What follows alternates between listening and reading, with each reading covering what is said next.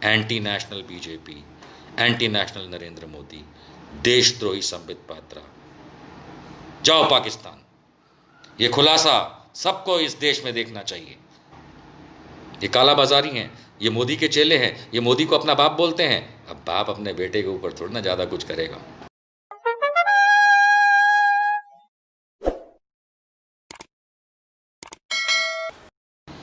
नमस्कार दोस्तों, क्या हालचाल, आदाब, सत श्री अकाल, good evening. Welcome to this exclusive report जो आज आप समक्ष पेश की जाएगी। सबको मेरा प्रणाम, नमस्कार, आदाब। और समय को बचाते हुए और आप लोगों को जैसा कि मैंने वादा किया था, आज एक बड़ा खुलासा। एक याद आता है, आज अमिताभ बच्चन साहब भी घर पहुंच गए हैं, हॉस्पिटल से उनको इजाज़त मिल गई है, ऊपर वाला उनको लंबी आयुष दे। उन्होंने एक फिल्म में काम किया था जिसमें एक गीत था, और वो गीत बड़ा इंटरेस्टिंग था क्योंकि उस फिल्म के एक कलाकार और थे, अमजद खान, जो गब्बर सिंह के नाम से ज़्यादा पहचाने जाते हैं। तो उस फिल्म का ये जो सीन है वो गोरेगांव मुंबई में, बम्बई हुआ करता था, गोरेगांव बम्बई में शूट हो रहा था। और मैं छोटा था उम्र में और अपने पेरेंट्स के साथ गया था गोरेगांव फिल्म सिटी, और वहाँ पे शूट हो रहा था। और इसकी लाइनें इतनी प्यारी थी कि बाद में आगे चल के भी बड़ा पसंद आया ये गीत। और आज की तारीख में इस पर्टिकुलर टॉपिक पे संबित पात्रा के बिल्कुल फिट बैठता है। उसको गुनगुना तो नहीं सकता, लेकिन कह ज़रूर सकता हूँ कि काली राम का फट गया ढोल, बीच बजरिया डब्बा गोल। तो ये जो काली राम है, यानी अर्थात संबित पात्रा, जिसको हम लोग प्यार से अचंबित पात्रा और कुछ हमारे दिए नाम जो आजकल खूब चर्चित हैं उनके लिए अच्छा लगता है, ये उपनाम उनके लिए, नारंगी संतरा। तो ये जो नारंगी संतरा है, नागपुरी खटमल जो है संबित पात्रा, आइए आज तथ्यपूर्ण इसकी कुछ पोल खोलें और समझने की कोशिश करें कि भारतीय जनता पार्टी क्या अपने लोगों को गलत फ़ायदे पहुंचाने के लिए हर हद, हर सीमा को पार कर सकती है। मैं ये क्लियर कर दूं कि जो भी वक्तव्य इस पूरे के पूरे इन्फॉर्मेशन वाले वीडियो में आएगा, जो भी इस वीडियो का टॉपिक है, जो भी इसमें बात कही जाएगी, वो मनगढ़ंत नहीं है, वो हवा में तीर चलाने वाली बात नहीं है। ये वो इन्फॉर्मेशन है, ये वो जानकारी है जो मैं सिर्फ आपके सामने रख रहा हूँ, और वो रख रहा हूँ जानकारी जो पब्लिक डोमेन में उपलब्ध है। ऐसा नहीं कि पब्लिक डोमेन में उपलब्ध नहीं है। ये सारी की सारी जानकारी जो मैं आज इस वीडियो के माध्यम से आप लोगों के साथ शेयर करने वाला हूँ, ये पब्लिक डोमेन में है। और पब्लिक डोमेन में भारत सरकार ने जब तक इसको इंटरनेट से हटाया नहीं है, तो हम ये मान के चलते हैं और मानेंगे कि ये सही है। और मैं सारा सोर्स इसके वीडियो ख़त्म होने के बाद, मेरा प्रेजेंटेशन ख़त्म होने के बाद मैं पेश करूँगा। मैं लिख के वेबसाइट और उसके लिंक्स कमेंट बॉक्स में डाल दूँगा, ताकि जो भी मैंने कहा उसको आप लोग ही नहीं, भारत सरकार भी वेरीफाई कर सके। कोई भी मनगढ़ंत कहानी सुनाना मेरी आदत नहीं है, और अगर मैं कोई बात करता हूं तो ठोस सबूतों के साथ करता हूं। आइए शुरू करते हैं। संबित पात्रा एक चर्चित भारतीय राष्ट्रीय प्रवक्ता हैं भारतीय जनता पार्टी के। एक बहुत बड़े नालायक इंसान हैं, सब जानते हैं। वो हद दर्जे के बदतमीज़ हैं, ये भी जानते हैं। इसीलिए हम उनको नागपुरी संतरा उर्फ नारंगी खटमल कहते हैं। ये सब सुन के वो अचंभित हो जाते हैं, जो उन्हें होना भी चाहिए। आइए उनका अचंभा आज बढ़ाएं। मेरे पास कुछ तथ्य हैं, और वो तथ्य कुछ इस तरीके से मुझ तक पहुंचे कि नरेंद्र मोदी 2014 के इलेक्शन से पहले चीखते चिल्लाते रहे रैलियों में जाके कि हम काला धन वापस लाएंगे, भाइयों बहनों मित्रों, हम काला धन वापस लाएंगे विदेशों से। पर हुआ ये कि विदेशों से काला धन तो लाना बहुत दूर की बात है, ढेला नहीं लाए नरेंद्र मोदी जी।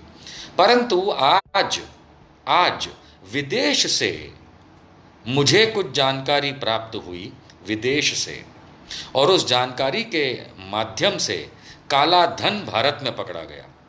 जो काला धन भारत में पकड़ा गया मतलब सरकार ने नहीं पकड़ा, हमने आज उसकी चर्चा करनी है। सबको याद होगा वो कठिन समय नवंबर 2016 का, जब नोटबंदी हुई, डिमोनेटाइजेशन हुआ। 8 नवंबर रात 8 बजे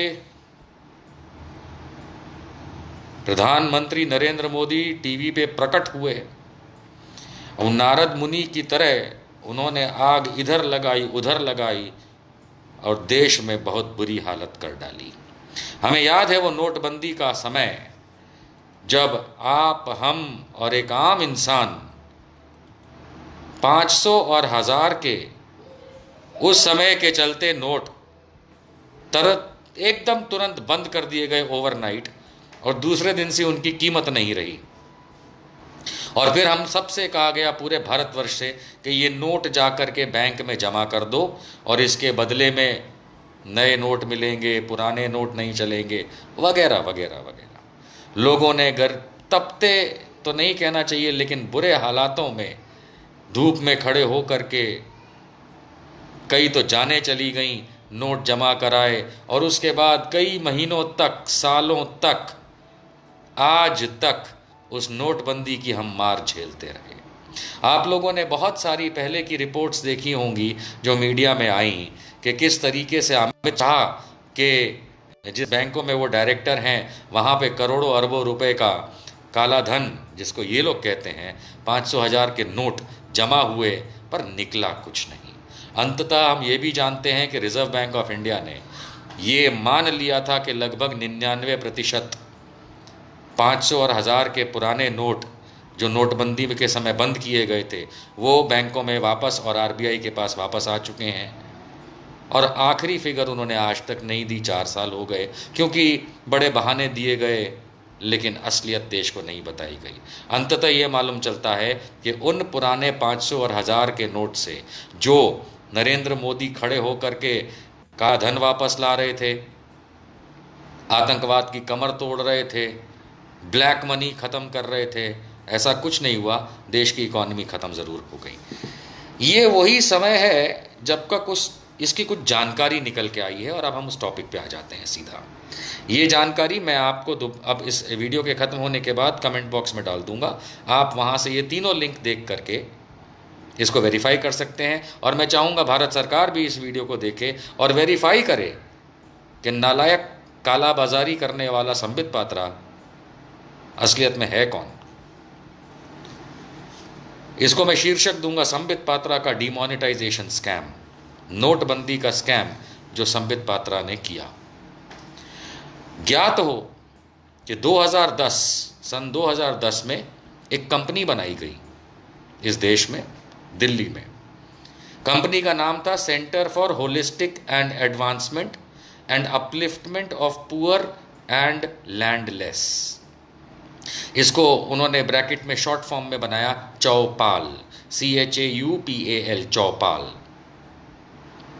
2016 में इस कंपनी के पास 61 लाख रुपए से ज़्यादा, ₹61 लाख से ज़्यादा कैश इन हैंड था, यानी रोकड़ा था, कैश। समझने की बात है कि 2010 में संबित पात्रा, मैं डिटेल दिखाऊंगा अभी आपको, बताऊंगा। संबित पात्रा इसके पार्टनर बनते हैं कंपनी के अंदर। इसमें 3 पार्टनर थे, जानकारी के आधार पे जो मैं आपसे शेयर लिंक के आधार पे कर दूंगा। इस आधार पे ये मालूम चलता है कि संबित पात्रा 2010 में जब ये कंपनी बनी तो उसके एक पार्टनर थे, जिसके दूसरे पार्टनर थे भोलानाथ विज। ये नाम उसमें निकल के आता है जो RSS के स्वदेशी जागरण मंच के थे। तीसरा नाम निकल के आता है बलराम गर्ग इस जानकारी में जो मैं आपसे शेयर कर रहा हूँ, जो मैनेजिंग डायरेक्टर हैं PC ज्वेलर्स के, जो कि एक बहुत बड़ी ज्वेलरी की कंपनी है और देश के बड़े बड़े शहरों में बहुत बड़े बड़े शोरूम्स हैं। तो इन जानकारी के आधार पे जो आपसे इस लिंक में डाल दिया जाएगा और उसके अंदर ये सारी डिटेल्स प्रिंटेड हैं और अवेलेबल है फ़ोटो के तौर पे, जिसमें इस कंपनी में जिसका नाम था centre for holistic and advancement and upliftment of poor and landless उर्फ चौपाल, जिसके 3 मालिक बताए जाते हैं इस कागज़ों में। एक हैं संबित पात्रा जो भाजपा के राष्ट्रीय प्रवक्ता हैं, दूसरे हैं भोलानाथ विज, ये सब 2010 की बात है, भोलानाथ विज आरएसएस के स्वदेशी जागरण मंच के हैं, और तीसरे हैं बलराम गर्ग, श्री बलराम गर्ग मैनेजिंग डायरेक्टर दिखाए गए हैं पीसी ज्वेलर, जो कि एक बहुत बड़ी पीसी ज्वेलर कंपनी है जो सोने चांदी का व्यापार करती है, बड़े बड़े शोरूम्स हैं। अब इसके अंदर खास बात ये बताई गई उन पेपर्स के अंदर कि कंपनी जो है ये इसका काम है पैसा छोटे छोटे लोगों को उधार देना। इसके अंदर ये निकल के आता है कि ये कंपनी बोरो करती है, उधार लेती है बहुत सारा पैसा अननोन सोर्सेस से, ऐसी जगहों से उधार लेती है जिसका कोई सोर्स नहीं है, और देती किसको है? छोटे छोटे माइक्रो फाइनेंसिस को कहते हैं, जिनको छोटी छोटी ज़रूरत होती है 10,000 20,000 50,000 टाइप की, या उस तरीके की जो छोटी छोटी ज़रूरतें होती हैं। संबित पात्रा की ये कंपनी उनको छोटा छोटा माइक्रो फाइनेंस करती है और उसमें से इंटरेस्ट कमाती है, यानी ब्याज कमाती है। ये इस कंपनी का काम है। ये इस तरीके से पेपर्स में दिखाया है, जो पेपर्स मैंने एक्सपोज करने वाला हूं और ऑलरेडी जिसकी बात बता रहा हूं और लिंक में आ जाएंगे। समझने की बात यह है कि इन कागजात के हिसाब से ये कंपनी एनबीएफसी नहीं है, नॉन बैंकिंग फाइनेंशियल कॉरपोरेशन नहीं है, उस कैटेगरी में नहीं आती है, फिर भी ये धंधा करती है। दूसरा, सेक्शन 8 की कंपनी भी नहीं है, फिर भी ये धंधा करती है। तो आप समझ सकते हैं कि कितना बड़ा कांड संबित पात्रा अपने आगे बढ़ते हैं। 2010 ऑनवर्ड्स, ये बहुत ज़रूरी चीज़ है जानना, इसको वेरीफाई करना चाहिए और इसके लिए पुलिस को भी बीच में आना चाहिए कि 2010 में, इन डिटेल्स के हिसाब से 2010 में जब ये कंपनी बनी तब से ये ऑपरेट होती थी एक ऑफिस से। उस ऑफिस है, कंपनी का नाम, ऑफिस का नाम बताया जा रहा है इन कागज़ों में भारतीय मार्केटिंग डेवलपमेंट, BMD, और ये कंट्रोल ऑफिस किया जाता था आरएसएस द्वारा।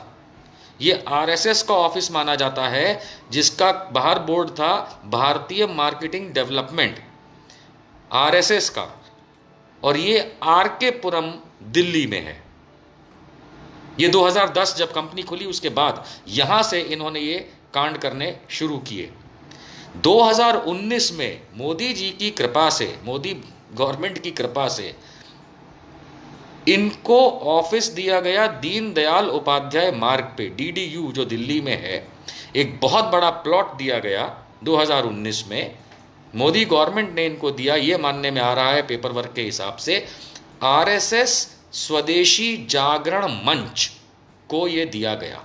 ये मैंने आपको पहले बताया कि आरएसएस स्वदेशी जागरण मंच के भोलानाथ विज इस कंपनी में पार्टनर, और आरएसएस स्वदेशी जागरण मंच को ये ज़मीन मोदी गवर्नमेंट ने DDU, जहाँ पे खुद इनका नेशनल हेड ऑफिस है, उसके कहीं रोड पे, उसी रोड पे, DDU रोड पे दिल्ली में आरएसएस स्वदेशी जागरण मंच को ये जगह दी गई मोदी सरकार द्वारा, जहाँ पे ये कंपनी फिर शिफ्ट हुई।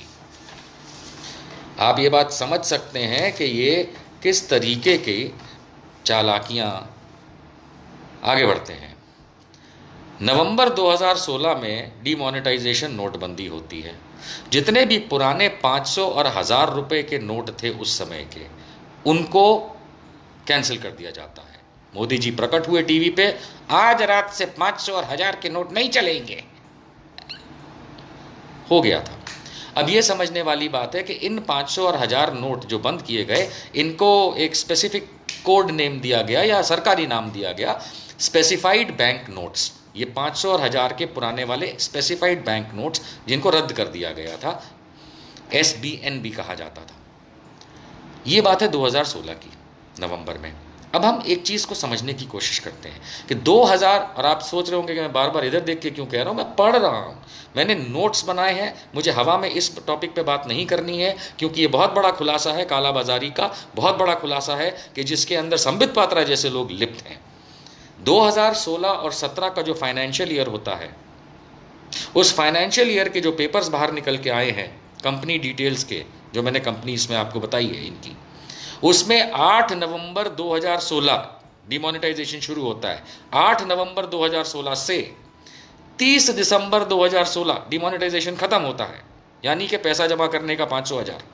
ये जो ड्यूरेशन दी गई थी 8 नवंबर 2016 से 30 दिसंबर 2016 के बीच में, इस कंपनी ने, संबित पात्रा की कंपनी ने बैंकों में जो पैसा जमा किया 500 और 1000 रुपए का नोट, उसकी डिटेल्स इस प्रकार से है कि कंपनी के पास 61,52,000 रुपए कैश, रोकड़ा, उन पुराने 500,000 रुपए के नोट जिसकी टोटल कीमत होती है 61,52,000, 61,52,000 रुपीज, ये उन्होंने बैंकों में जमा किए।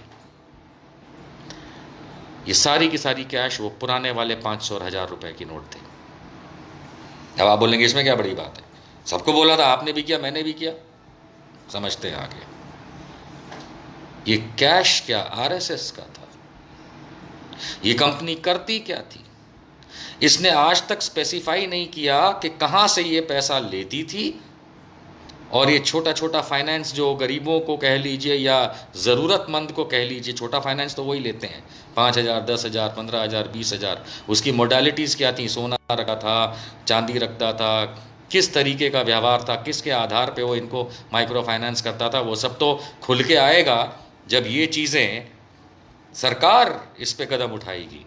लेकिन 61,52,000 रुपया कैश तकरीबन इन 500 और तकरीबन नहीं, एग्जैक्ट 61,52,000 रुपया कैश इस कंपनी के पास, संबित पात्रा की कंपनी के पास कर क्या रहा था? जिस दिन डिमोनेटाइजेशन हुआ उस दिन कर क्या रहा था? क्योंकि उसके बाद इन्होंने 8 नवंबर से लेकर के 30 दिसंबर के बीच में ये पैसा बैंकों में जमा किया। अच्छा, ऐसा भी नहीं है कि ये शायद इनके पास कैश पड़ा था। क्या ये धंधा कर रहे थे लोगों से ले करके? क्या ये बैंकों में अपने अकाउंट में जमा करा रहे थे? क्या था ये तो सरकार पता करेगी।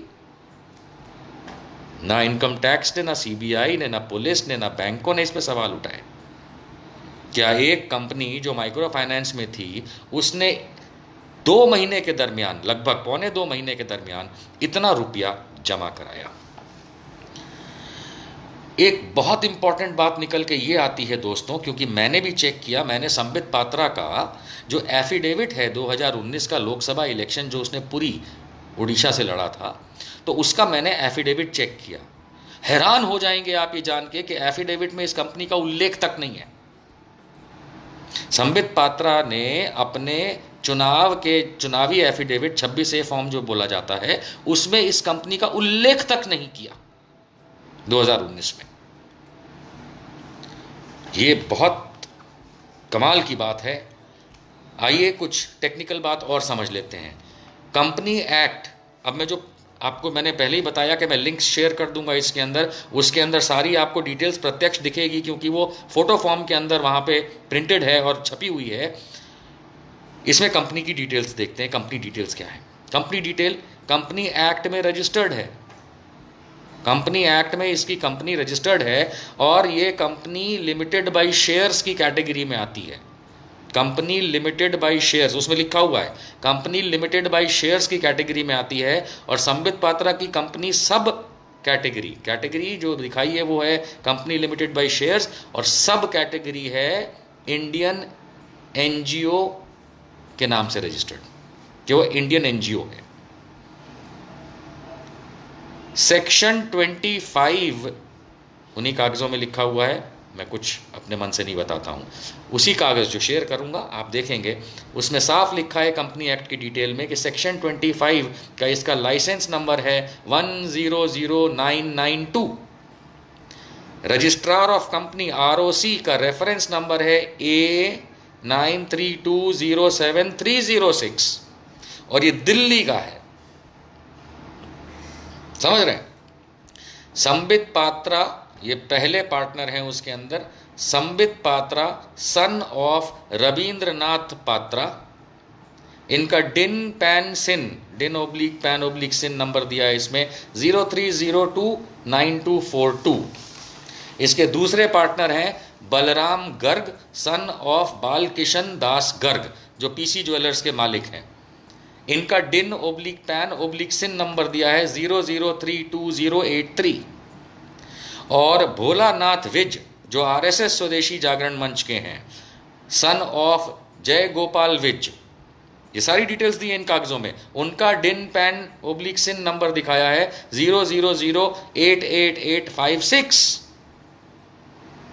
आप सोचिए, ये सारे के सारे कागजात आरओसी में है, रजिस्ट्रार ऑफ कंपनी में है। ये कंपनी रजिस्टर्ड है, ये कंपनी रजिस्टर्ड है, जिसको शॉर्ट फॉर्म है चौपाल और पूरा नाम है holistic and advancement and upliftment of poor and landless, जिसके ये 3 मालिक हैं, जिन्होंने नोटबंदी के समय 61,52,000 रुपए, जिसके कहां से आए इसका कोई स्रोत नहीं है। कहा जाता है छोटे छोटे फाइनेंस देते थे ये, माइक्रो फाइनेंस जो है, और उसका ब्याज खा करके ये कंपनी चलाते थे। इसका कोई इन्होंने उल्लेख नहीं किया अपने एफिडेविट के अंदर। कमाल की बात है कि नोटबंदी के समय 61,52,000 रुपए कैश ऑन हैंड, 500 और 1000 रुपए के इन्होंने नोट जमा किए। आप सोचिए, 61,52,000 रुपए एज ऑन 8/11/2016, जो मैं लिंक शेयर करूंगा इसके अंदर, उसमें ये पूरा का पूरा डिटेल है तारीख के साथ। क्योंकि इस कंपनी के अंदर 30/12/2016 को सिर्फ 1,04,554 104,554 rupees he cash in hand बाकी रहे।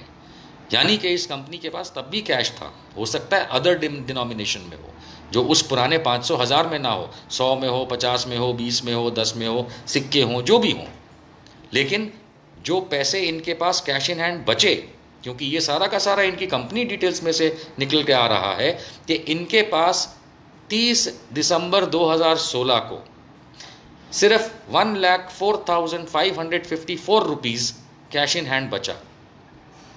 आप जब डिटेल देखेंगे तो आप में उसमें छपा हुआ मिलेगा, उसको कैलकुलेट करने की आवश्यकता नहीं। उसके अंदर उन्होंने साफ लिखा है कि 8 तारीख को 61,52,000 रुपए पुराने 500 और 1000 रुपए के नोटों में इस व्यक्ति ने अपनी कंपनी से जमा कराए। कोई भी इंसान, कोई भी व्यक्ति ये जानता है, अगर नहीं जानता है तो समझ ले, ये संबित पात्रा का ये एक बहुत बड़ा खुलासा है, ये एक बहुत बड़ी अंडरस्टैंडिंग है कि ये संबित पात्रा क्या टैक्स चोर है, क्या ये लोगों के पैसे ब्लैक मनी घुमाता है, क्या ये ब्लैक मार्केटियर है, क्या संबित पात्रा एक काला बाजारी आदमी है। हम इतना तो सब जानते हैं कि ये डॉक्टर है। लगे हाथ में आप लोगों को यह भी बता दूं, कई लोगों को पता होगा, नहीं पता होगा तो मैं बता देता हूं। NKS हॉस्पिटल दिल्ली में 2013 में डॉक्टर आलोक अग्रवाल के साथ वो सीनियर सर्जन थे और ये कंसल्टिंग सर्जन थे डॉक्टर संबित पात्रा। उसमें अनफॉर्चुनेटली एक 81 ईयर ओल्ड लेडी का बवासीर यानी पाइल्स के ऑपरेशन के बाद पोस्ट ऑपरेटिव केयर ठीक से ना करने की वजह से अनफॉर्चुनेट उस ओल्ड लेडी की डेथ होती है, मृत्यु होती है। उस ओल्ड लेडी का बेटा भी एक जनरल फिजिशियन है, डॉक्टर है, जनरल फिजिशियन। उसने 2014 में अप्रैल में दिल्ली मेडिकल काउंसिल को कंप्लेंट लिखी। एक डॉक्टर ने अपनी मां की मृत्यु की कंप्लेंट दिल्ली मेडिकल काउंसिल को दी है अप्रैल 2014 में कि doctor Alok Agarwal of NKS hospital, जो सीनियर सर्जन थे, उन्होंने ऑपरेट किया था और पोस्ट ऑपरेटिव यानी ऑपरेशन के बाद की जो केयर की जाती है उसमें doctor Sambit Patra consulting physician की नेग्लिजेंस, क्रिमिनल नेग्लिजेंस, उनका ना ध्यान रखना अपने पेशेंट की वजह से उस ओल्ड लेडी की मृत्यु होती है। उसके फौरन बाद इनका जो डॉक्टरी लाइसेंस है वो दिल्ली मेडिकल काउंसिल फौरन उस समय इनके लाइसेंस को पे स्कैनिंग करती है, यानी इनकी तहकीकात शुरू करती है। अर्थात ये कम से कम 2013 तक तो कंसल्टिंग फिजिशियन थे, और फिर इनके ऊपर कंप्लेंट हुई, इसलिए इनकी डॉक्टरी बंद हुई। इनका लाइसेंस शायद सस्पेंडेड है, ये तो ये बताते ही नहीं है, कभी कहीं प्रैक्टिस नहीं करते। और यही 2014 से ये टीवी पे बैठ करके भारतीय जनता पार्टी की तरफ से देश को बदनाम करते हैं। आज भी मेरे ख्याल तहकीकात की जाए तो दिल्ली मेडिकल काउंसिल एसोसिएशन ने इनका अभी तक लाइसेंस फ्री नहीं किया है। ये डॉक्टरों के नाम पे धब्बा है, लेकिन वो क्रिमिनल नेग्लिजेंस है, उसमें मैं ज्यादा नहीं कह सकता, आप ज्यादा नहीं कह सकते, क्योंकि ये व्यक्ति का वो पर्सनल मामला है, प्रोफेशनल मामला है, उस बारे में ज्यादा हम किसी की क्या बुराई करें। बहुत से डॉक्टर्स के साथ ये होता है और उनको फिर इंडियन मेडिकल एसोसिएशन या दिल्ली मेडिकल एसोसिएशन या दूसरी एसोसिएशंस जाने देती हैं। आज तक तो मेरे ख्याल से किसी पे ज्यादा हुआ नहीं है, लेकिन इनका अधिकार है कि ये टेलीविजन पे बैठ करके बकवास करें, क्योंकि गोदी मीडिया में बैठते हैं। इनका अधिकार है कि ये गरियाते फिरें, उई उई पुई पुई करते फिरें, इनका अधिकार है, इन्हें आता ही क्या, यही आता है। लेकिन डॉक्टर संबित पात्रा 61,52,000 रुपए कैश कहां से आया था? क्या यह आरएसएस का पैसा था जो आप गोल घुमाते हैं? क्या यह आरएसएस के पास आने वाले काले धन का हिस्सा था? क्या ये सिर्फ 61,52,000 जो कि शेयर कर रहा हूं मैं डिटेल्स इसके अंदर, जो आप देख करके बताएं कि क्या ये आपके पैसे थे, आरएसएस के थे, मोदी के थे, अमित शाह के थे? किसका ब्लैक मनी था? ये किसका ब्लैक मनी था? बड़ी बड़ी कंपनियों के पास 10 लाख रुपया कैश हाथ में नहीं होता है, और ये 61,52,000 रुपए जमा कराते हैं और इन पे कोई कार्रवाई नहीं होती। ये कालाबाजारी हैं, ये मोदी के चेले हैं, ये मोदी को अपना बाप बोलते हैं। अब बाप अपने बेटे के ऊपर थोड़ा ना ज्यादा कुछ करेगा। यह है भाजपा का असली चेहरा। दोस्तों, संबित पात्रा से पूछिए, भारत सरकार से पूछिए, मोदी से पूछिए, मैं पूछता हूं कि आप लोग काला धन वापस लाएंगे? वो तो कर नहीं पाए, लेकिन काला धन देश में बनाएंगे खुद के फायदों के लिए, अपने लोगों के फायदों के लिए, देश को धोखा देंगे। Anti national BJP, anti national Narendra Modi, देशद्रोही संबित पात्रा, जाओ पाकिस्तान। ये खुलासा सबको इस देश में देखना चाहिए। बस आज के लिए इतना। मैं अभी लिंक शेयर कर दूंगा नीचे, 3 लिंक हैं, आप ये चीज़ खुद देख सकते हैं। आशा करता हूं कि भारत सरकार, चाहे ये वाली नहीं, आने वाली, पकड़ के डालेगी इन नामुरादों को, देशद्रोहियों को, टैक्स चोरों को, काला बाजारियों को, जो कि संबित पात्रा से लेकर नरेंद्र मोदी तक फैले हुए हैं।